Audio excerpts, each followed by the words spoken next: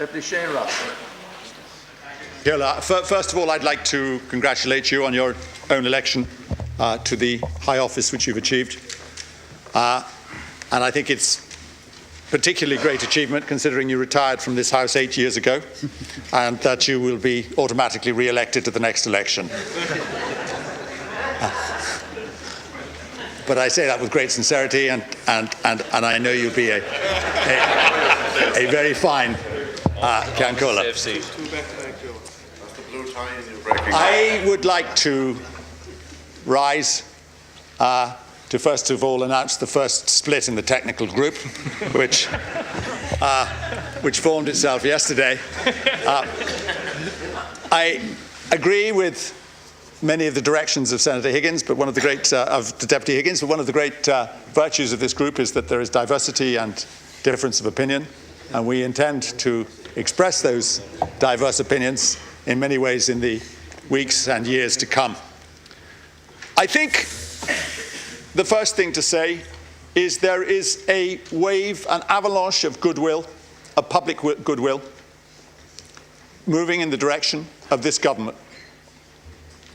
And that I hope and pray that they will capitalize on it and that they will fulfill the faith which has been put in them by the Irish electorate. I personally fully accept that Deputy Kenny has got that mandate and achieved that mandate 10 days ago. But having said that, I am somewhat dispirited by having read the programme for government. I understand why Fianna Fáil is going to support Deputy Kenny for leader for Taoiseach, and that is because they could not do so, because the new government, according to its own programme, is going to implement the policies which they imposed upon this country. That is something which I find difficult to accept, barely 10 days after they had opposed it so vehemently. Because we see exactly the same parameters on the economy and the same austerity measures about, and I agree with Deputy Higgins about this, about to be imposed by the new government. I was deeply discouraged when I read the programme for government that there was so little in it specific, there was no vision in it, and that, as Deputy Martin said, there were so many reviews, there were so many fudges that we do not know exactly what they are promising at all, except that they will be the government in the next few years and they will stick together come hell or high water. That is not good enough. We needed a programme for government which fulfilled the programme of electoral policies which were made on that side of the House. We did not get that. We did not get a vision. Take, for instance, the EU-IMF deal, where we were promised renegotiation, where we were promised an end to what they called, so euphemistically, burden sharing. Even before the ink was dry on the programme for government, burden sharing was dropped last Friday in Helsinki. So we have to share the burden, as Deputy Higgins said, with those banks who lent to Allied Irish and Anglo-Irish so irresponsibly so many years ago over such a long time. Renegotiation means renegotiation. It does not mean going into Europe and negotiating a cut in the interest rate, which we already know has been conceded. That is not good enough.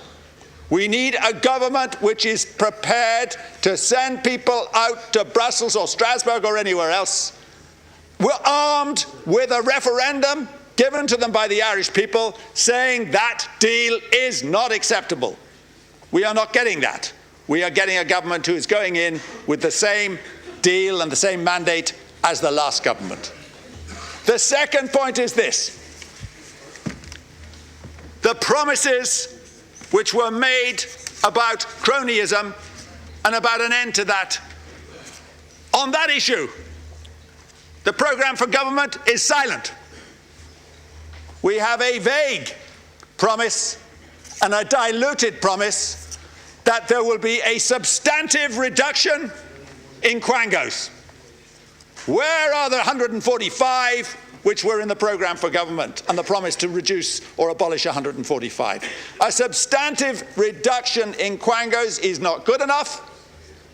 On top of that, we no longer see any pledges to change the appointments to state bodies, state agencies and semi-state bodies which were promised before the election. Maybe this was just an omission. But my fear is this, that whereas the new government is an amazing and welcome relief in terms of its honesty, its integrity, in terms of it being an end to a dark period of political rule in Ireland, I fear that the promises of change will be empty and that they are already disappearing, because I want to be certain that we do not have a Fianna Fáil version of cronyism replaced by a Fine Gael Labour version of cronyism. They did pretty well in the 1994-97 period in putting their pals in power, and it is very important that we see a system established so that that ugly aspect of Irish political life is ended. I think, Deputy Durkan, it's against the rules to interrupt a maiden speech. Deputy Durkan. You spent too long in the Senate. You spent too long in the Senate.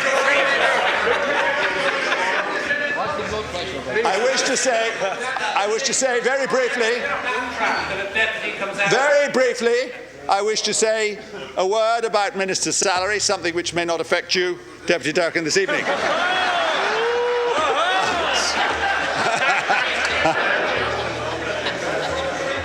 But you never know.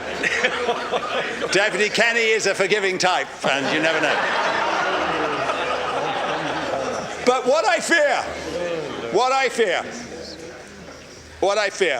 is that we are just getting, because of the parameters of the economy and because of the restrictions in which they find themselves, an almost inevitable yielding to the temptation to be a government which is so similar to the last one, not in its methods, not in its style, I grant you that, but in what it does, that it will be indistinguishable.